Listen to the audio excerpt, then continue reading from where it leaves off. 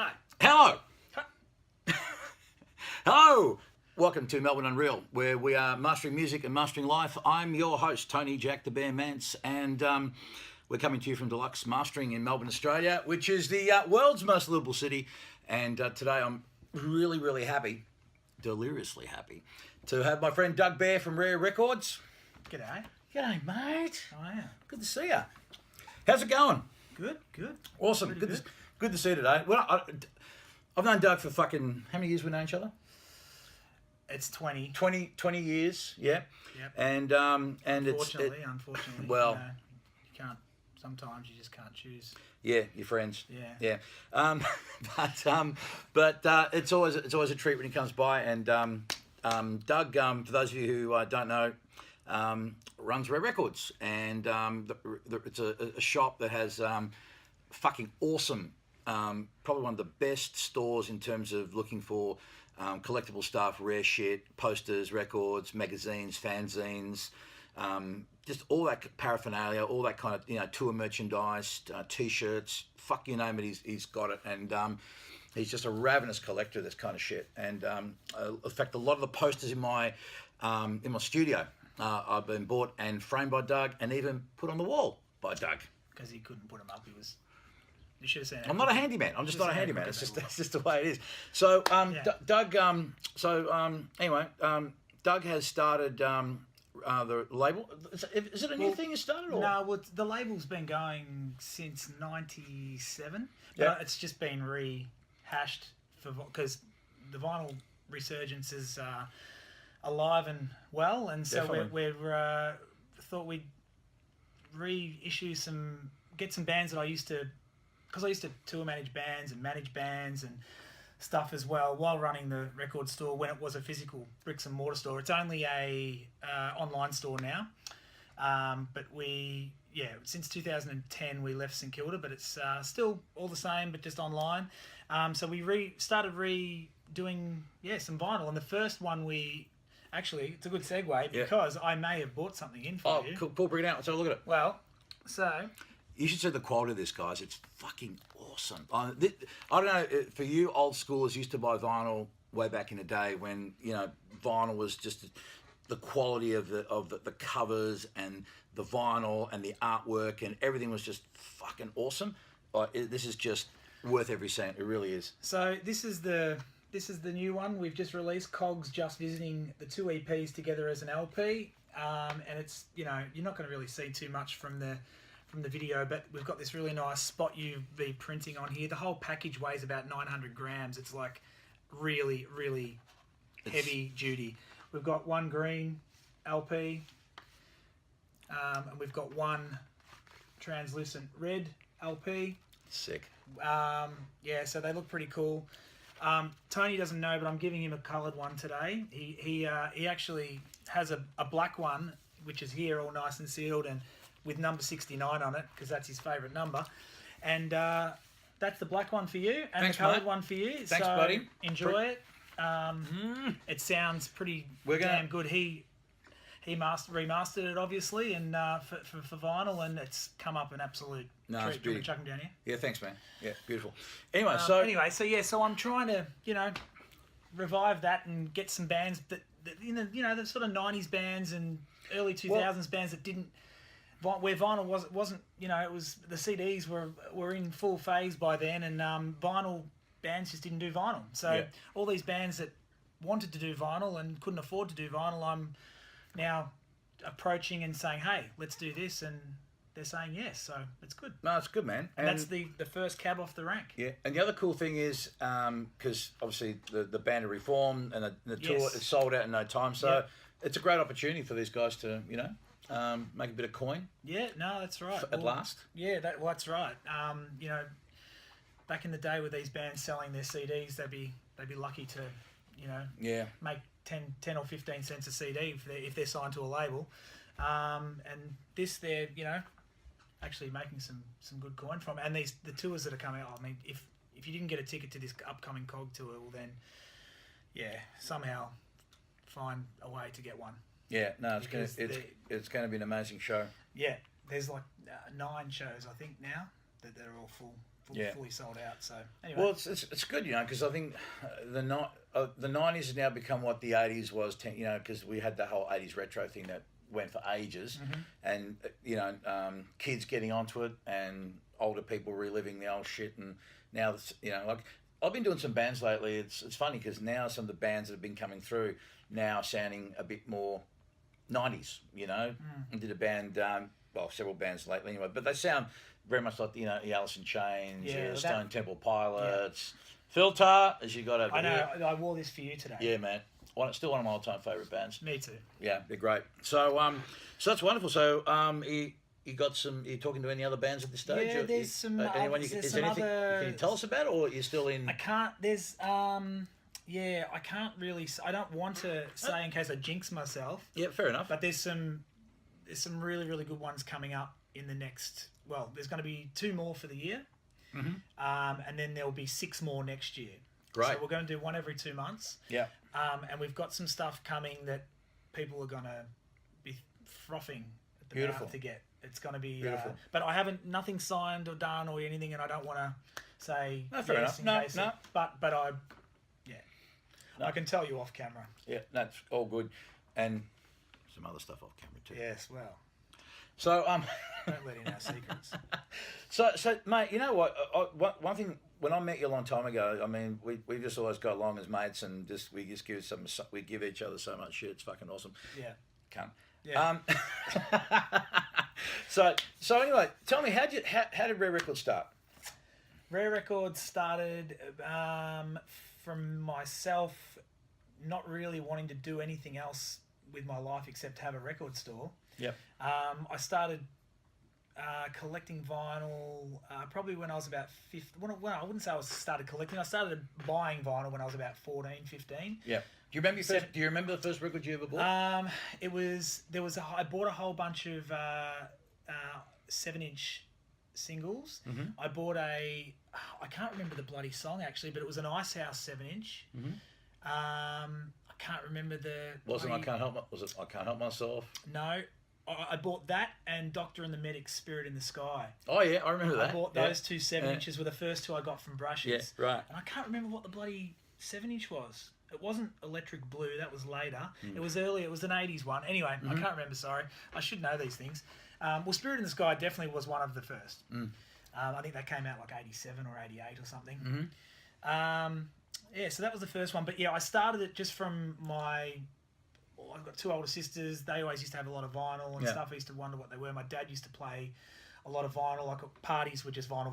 So it's all I used to see. And I just was intrigued with it from the start. And I just went, this is. And I loved collecting things in general, footy cards, whatever it might have been. And vinyl was something that I started collecting when I was that sort of early teens. And then I decided that I didn't like school anymore, and that I wasn't really fit for the university system and didn't really want to go through that. Yeah.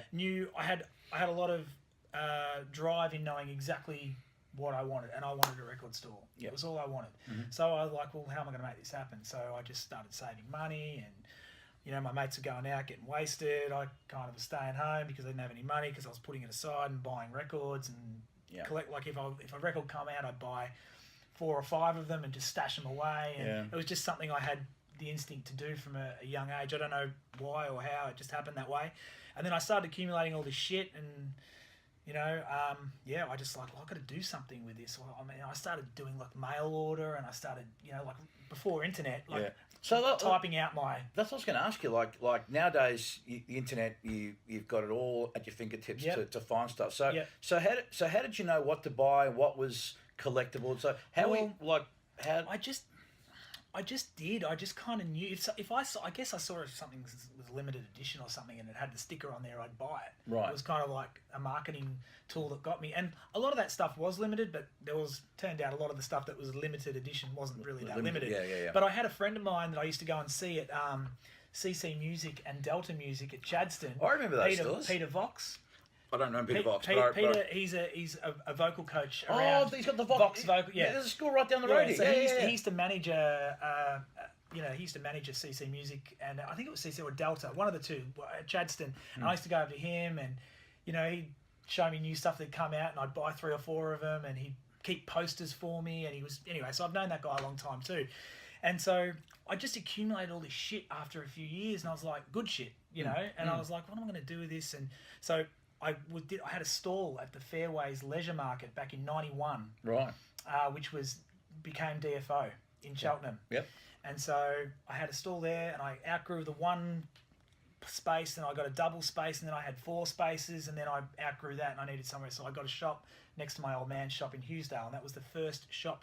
That was when I met you. That was when Poth Road. Well, yeah. So I opened that February '93, and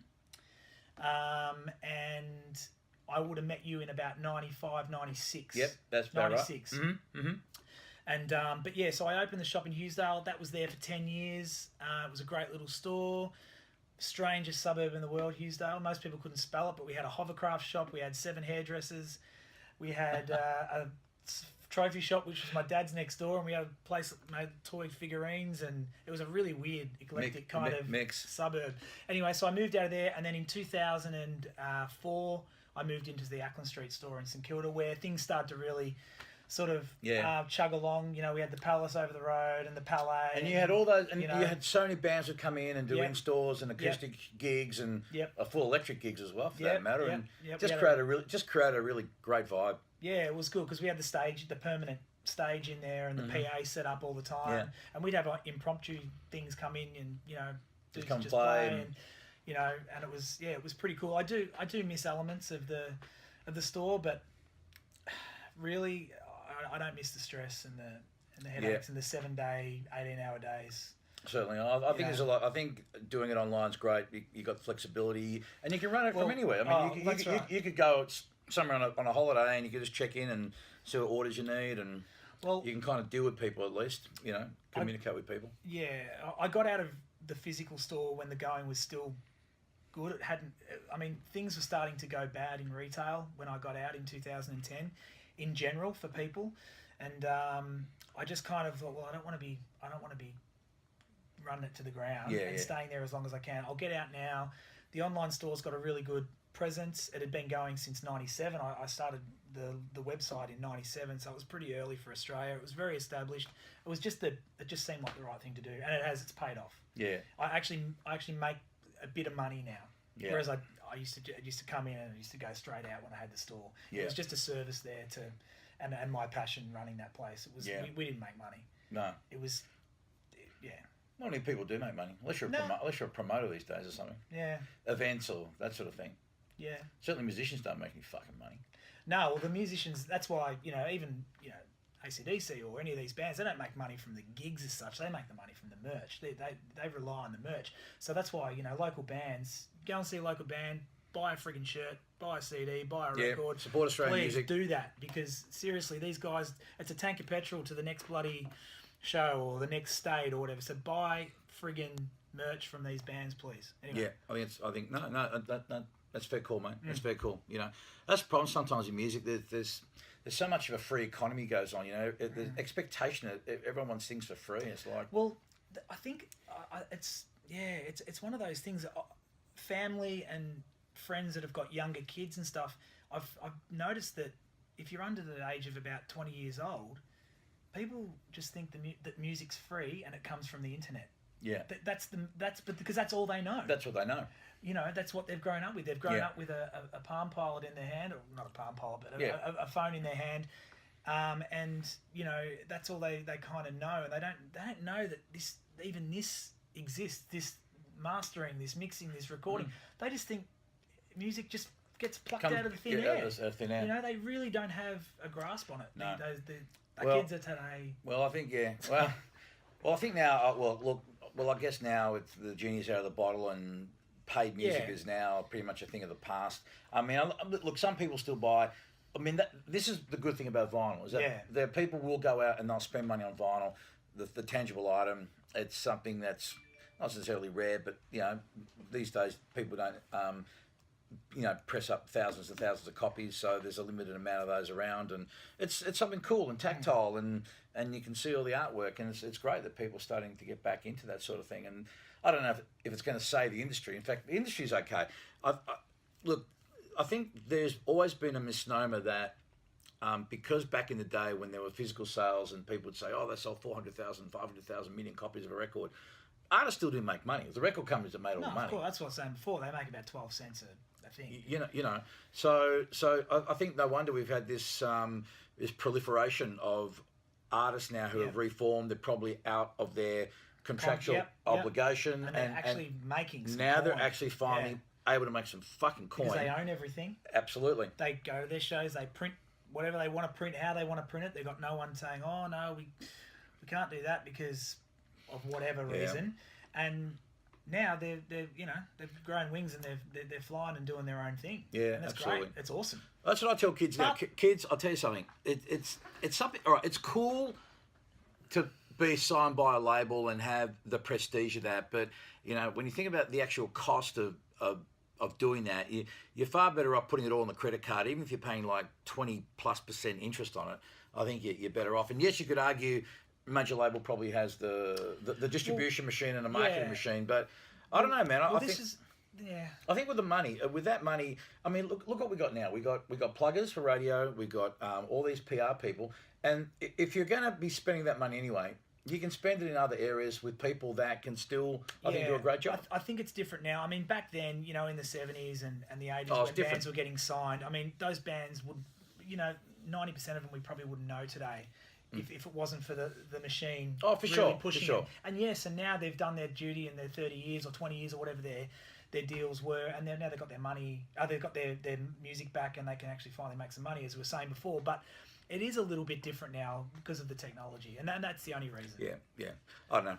I'm still pretty positive about it. I don't think. Me too. I don't think the industry is. It's just changing. It's just different, and I think artists now are still able to do okay out of it, particularly if they got a little bit of savvy with the social media and again, if you make good music, at the end of the day, the bottom line is this: if you make good music, man, people will probably go and see you. People will buy your stuff or their merch.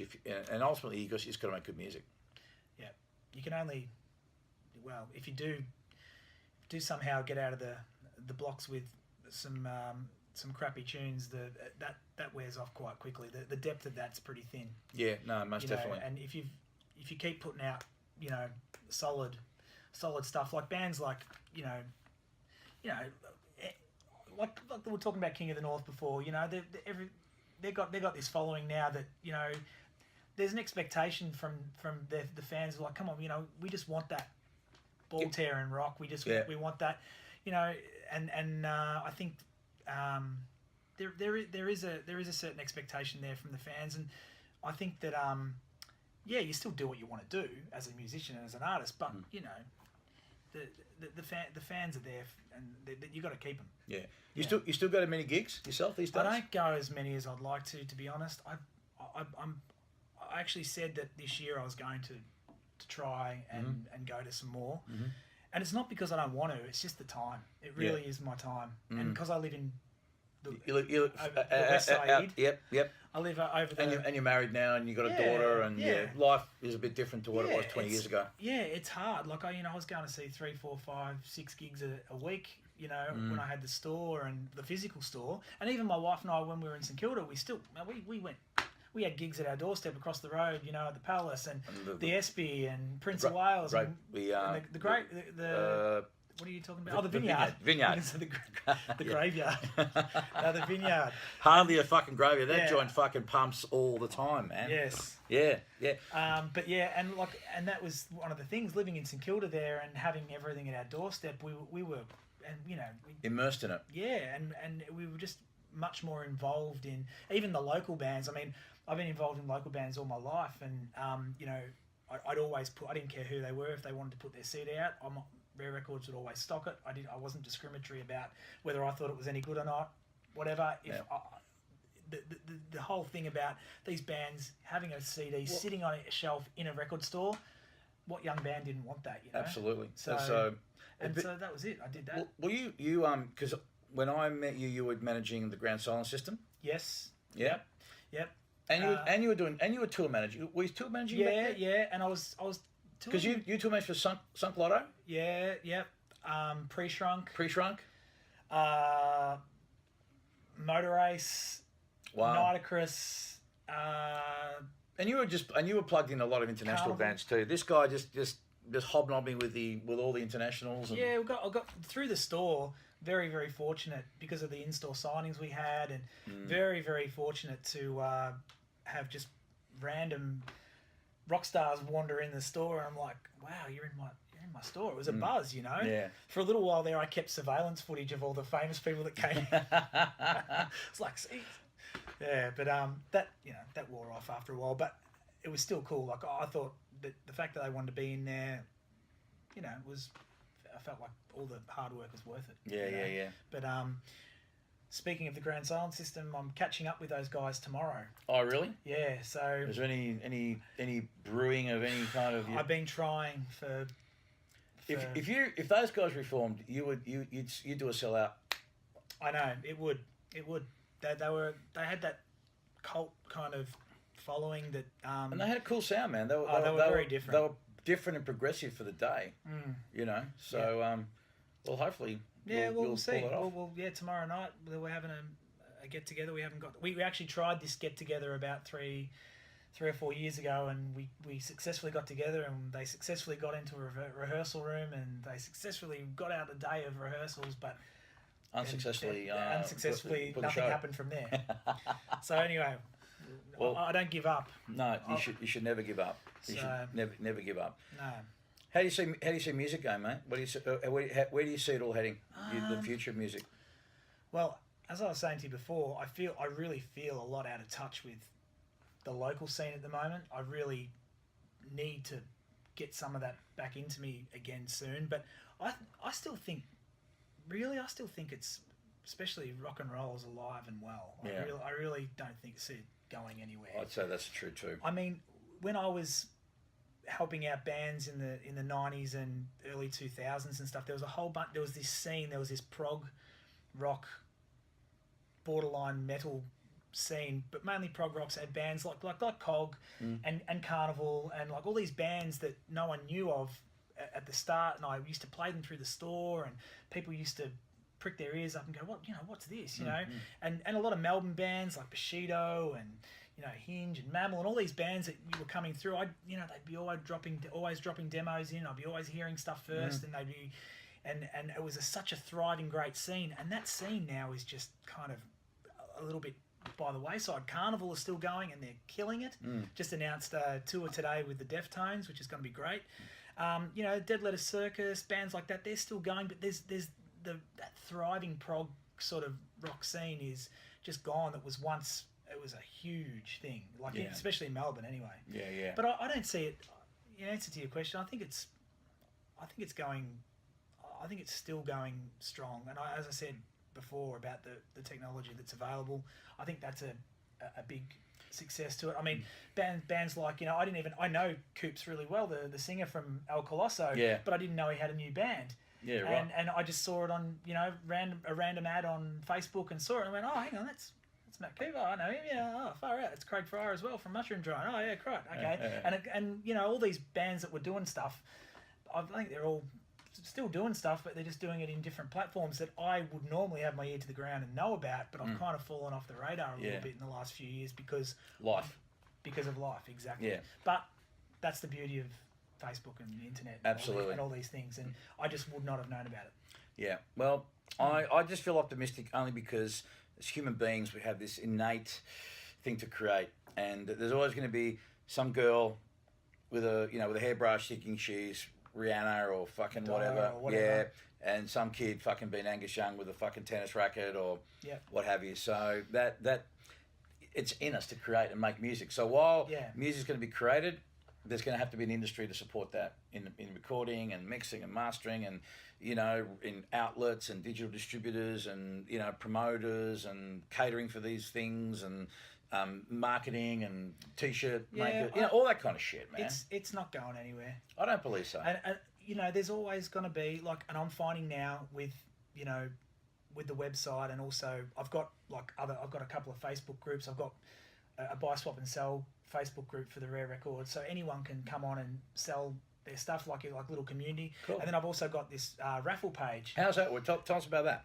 Well, yeah, the raffle page is something I thought of just one day, I don't know, over 12 months ago, and I never really did anything about it. One day I went, I'm gonna do this raffle thing. So basically, the way it works now is I have about 30 tickets in each raffle. I do a raffle daily at 2 p.m. Yep. I didn't do one today because I'm here, Yep. but I'm doing it tonight instead. Mm-hmm. So I do every day, do a 2 p.m. raffle. Basically, I offer 6, 8, 5, 4 prizes depending on the value. Mm-hmm. Each ticket's $9.99 a ticket or $10 a ticket. Yep. So the 30 tickets generally sell out within a few minutes. Yep. I post what's available. If there's just like, let's say for example, there's 6 prizes, they all generally add up to about the value of the 30 The pool, tickets at $10. Yeah. So it's kind of just like selling vinyl anyway. Yeah. But it's a bit of a fun way. One person can pick up $100 record for $10. Yeah. So basically, what we do is if there's 6 records or 6 prizes, we have the first 3 out win something. First, we do ping pong balls. Mm-hmm. So the first 3 win something, and the last 3 win something. So usually the first pick is the last ball out, second pick second last ball out, Right. third pick's third last, and then so on. Or the first 3 are 4th, 5th, and 6th pick out. Yeah. So basically, you go through the whole draw, and every ball comes out of the bag, so you know that you're in there in the first place. Everyone has a number in order of the order that you, I guess, bags the ticket in. Yep. So just say you got the first 4 tickets, you get 1, 2, 3, and 4. Yep. If you got the last 2 tickets, you're number 29 and 30, Yeah. and that's your ball number. Right. And there's a list, you can see it, and it's been amazing. Like we've got like over 1,600 people in that group now Wow, that that's want awesome. to be in there. Yeah. Just checking the raffles every day, seeing if there's something in there that they want to pick Wow. up for themselves. So that's been good. And where I was going to before that was about this music biz not going anywhere, is that there's always, even though you can't reinvent the wheel, but there's all these little things you can do to you just got to sit and have a think about it and go, what can even if it's, I mean, the raffles have been around forever. Yeah. But I'd never really been in a online raffle. Yeah. Or a video, and I video it at the end when the tickets are sold out and paid. We video it, so it's all very legit. above board and transparent. Everyone can see what comes out, and it's become really, really popular. And I've just noticed that there's a lot of the generations, as the generations keep going over, I find there's just now there's so many young people buying vinyl, like 14, 15, 16, 17-year-olds, like it used to be. Well, think about it. The kids of today have parents who were avid record collectors back in the 70s and 80s. Or older brothers or whatever. Exactly. And so they've grown up with that. And so, I mean, my kids, for example, they're Gen Ys or Gen X's, whatever they'd be now, and they love the old shit, man. Yeah. They love the old shit. Well, a common thing I get is, people calling up and going, oh, I just got all my dad's vinyl. He doesn't want it anymore because he doesn't play it, and I didn't even know what vinyl was, but he gave me the record player, and I love this stuff. I'd love to get this, and I'd love to get this, and I'd love to get this. Have you got it? And that's what's happening. There's that's why I was saying it's not going. Yeah. It's not going anywhere, and I think vinyl's not going to go away like it did last time. I don't think so either. I think it's very much thriving. It's at a massive peak right now. Yeah.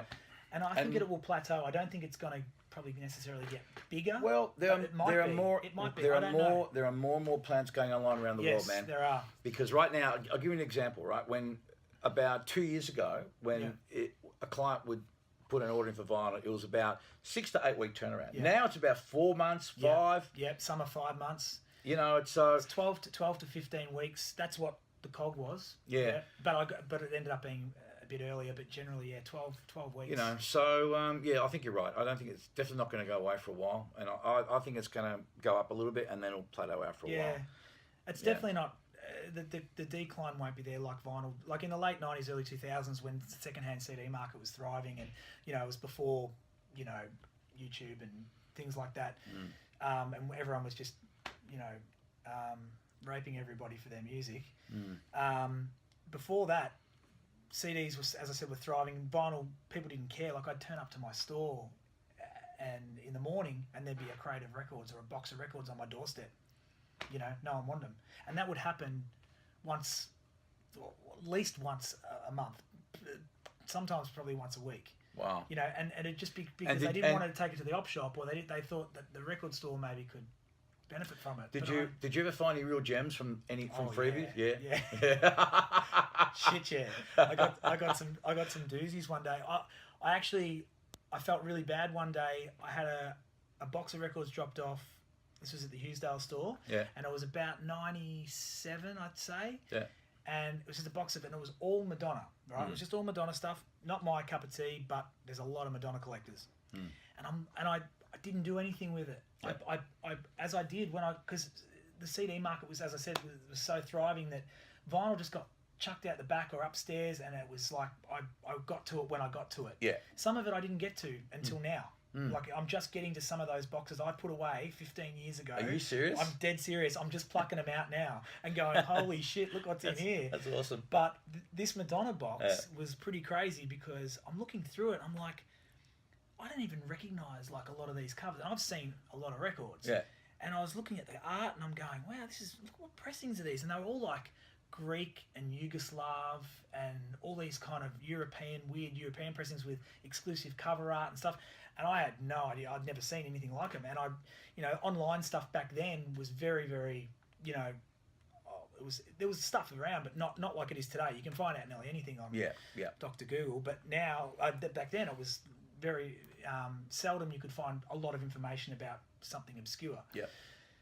So I rang up a couple of Madonna collectors that I had on file, and they come down and they're like, Christmas tree, eyes are lit up like Christmas trees.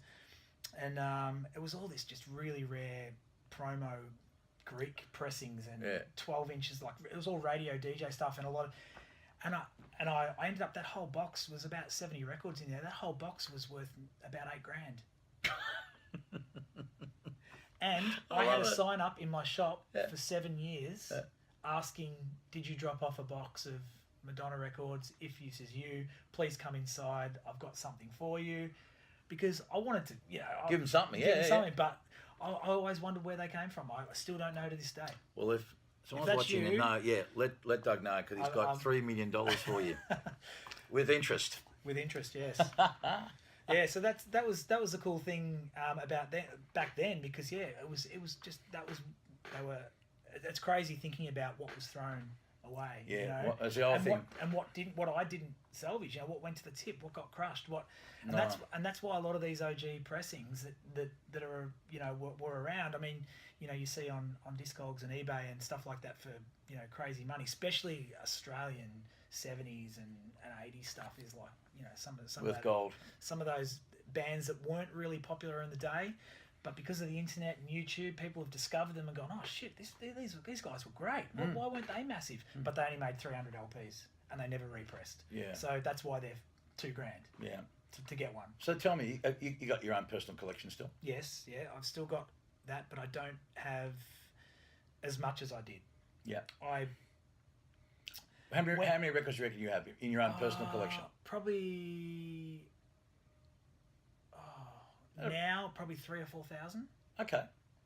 Yeah, but before it was like 10. Yeah. I got rid of a lot of stuff when towards the tail end of the shop closing, the retail shop closing. I kind of just thought I'll move some stuff, bit extra cash. Mm-hmm.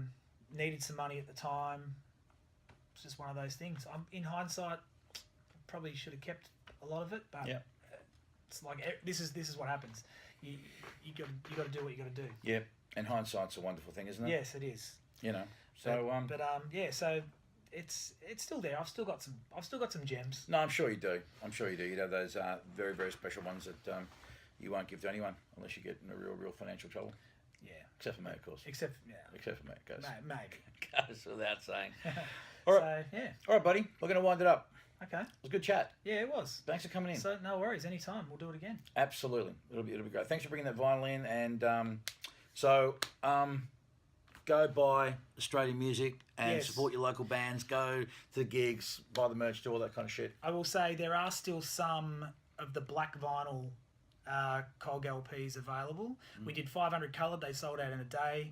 The black ones haven't quite sold out yet, but they're going to. And if whatever doesn't sell out, will sell out on the tour. So no if doubt. You're thinking about it, don't. Just do it. Just do it. Because there's only 500. Oh, one other thing I was going to mention. Yes. That people don't know. about you. What? And you're a gun fucking bowler. You're a 10-pin bowler. You're a gun 10-pin bowler. Yeah, I've been. So I just remember. I was going to very quickly talk about that. You're a gun 10-pin bowler. Where'd that start? Well, because my mum and dad used to own the cafe at Mentone Bowl, down on Nepean Highway in Mentone. Is that still going? It's gone. It's bulldozed and there's apartments there. It only got destroyed about 2.5-3 years ago. Unfortunately, it was the only old school bowl left. It was built in '62. Mm-hmm. And it still looked like it was 1962 when you walked in there. And that was the cool thing about it. Anyway, from the age of 4, I started bowling because mum and dad had the cafe. Pretty much when I could pick up the lightest ball, I started bowling. Yeah. And lane 1 was my creche, pretty much, because they were working. I'd just be bowling all day. Yeah, right. So when you do something long enough, you end up... So, yeah, And you competed, right? I was in the Australian team... They used to every year they used to choose 4 guys and 4 girls to go overseas to bowl somewhere. I got to see most of the world from bowling. Wow. You know, it was a lot of Asian countries because that's where it's quite popular. It's quite over big. Like for example, Malaysia is like we've got footy and cricket's our our massive sports, whereas badminton and 10-pin bowling in Malaysia is their footy and cricket. Yeah. So we used to go there a lot and compete, and they'd have a lot of the big world championships there, and so I used to do all that and. Yeah, from 90, I think it was 93 to 98, I was in the Australian team every year. And then I still competed after that. But my dad died in 98, and I took over his business, which was next door. I was staying in Hughesdale, the trophy shop. I took over that for a couple of years and didn't really have much time. And my dad and bowling was a big thing, and I was still pretty pissed off at the world at that time when Dad passed away, and I didn't really want to bowl. I couldn't really set foot in a bowl. Wasn't up to it. Yeah. Every time I walked in, it was just... too much. One of those things. Yeah. But I bowl league on Tuesday nights weekly. And you've got a memorial thing for and your my dad, because my dad was very, very involved in the scene. He used to donate a lot, with the trophy shop, he used to donate a lot of trophies and medallions to the disabled leagues and just juniors in like junior leagues. And so he did a lot for bowling in the 80s and the 90s, and so they have the association, the Australian body have a DougBear. He had the same name as me. So I'm DougBear Junior. Yeah, they had a DougBear. And what was your nickname? Yogi. Yeah, so they have a DougBear memorial every year. Yeah. It's around November every year, and we get 24 teams of 5 people, and it's sold out, and it's really cool, and we get to honour him, and that's beautiful. And it was we just it's the 18th year this year. Yeah. So that's the bowling side of it. I don't really compete anymore, but who knows? I might get back into that one day. Yeah. As long as I'm physically able to do it, I'll do it. I'm a shit bowler. I'm a completely shit bowler. I still can't hold the bloody thing right. Well, that's your problem right there. Yeah. It's those. But exactly. Not. Yeah. One day, most people. One day we should go, man. We should just go. Yeah, you can give me a tutorial because I want to learn how to spin, how to do the arcs and shit like that. Takes a long time. Yeah, no doubt. But took me holding it right would be a good start. Yeah, it's all timing, and it's very, very similar to golf in a lot of ways, where you've got this pendulum swing that kind of needs to be perfect, and the follow through has to be right. It's actually, once you've mastered that, you're still not a great bowler. You've still got then it becomes a really full on mental game. Yeah. No, people don't realise. Have you done a perfect score? Yeah, I've had 22. 22 of them. 22 300s. Wow, that's amazing. So that's basically so. I did have a ring, but I haven't got it on. We used to get a ring, and I still got the ring. Yeah. Used to get a ring for. So for 300. Is that the score? 300. 12. So that's 12 strikes in a row. Yeah. So you got the 9. There's 10 frames. Yep. But in the 10th frame, there's 3 shots. If you get a strike. A strike, you get 2 more shots. Yeah, and then you can get 1 more strike and then another strike, and so you can get 12 in a row. That's awesome. Yeah, in league or in competition, I've done that 22 times. That's awesome. I've had more in practice and stuff, but but they don't count. Yeah, they don't count. No one sees those. Yeah, exactly. So anyway, that's it. Bowling. Dude, give us a hug, man. Because fucking you're fucking awesome, man. You too, man. Thanks a lot, man. No so good to have you here. That was good. Awesome. Thanks for dropping the vinyl. We'll get you back. It was good fun, man. Thank you so much. So, take care, buddy. Good luck with everything with Rare Records. And you're what's your website, man? Just so it's rarerecords.com.au, and we're launching a new website probably Monday. This will be released by the time this goes out. Yeah. The Rare Records raffles page. If you go into Rare Records Facebook, you'll just see Rare Records raffles. You'll see that, and just go and suss it out. It's a bit of fun, and yeah, and also the Rare Records Facebook page is gonna have all stuff what's happening with the new vinyl releases and whatever. Fantastic. All right, buddy. Plug. Just get out there, mate. All right. Thank you so much, mate. All right, thanks, guys. Thanks, guys. We're out of here. And as I always say, please remember, be nice to each other, but more importantly, be nice to yourselves. I love you fuckers. We'll see you later. And that, my friend, is the podcast done and dusted. It's a wrap.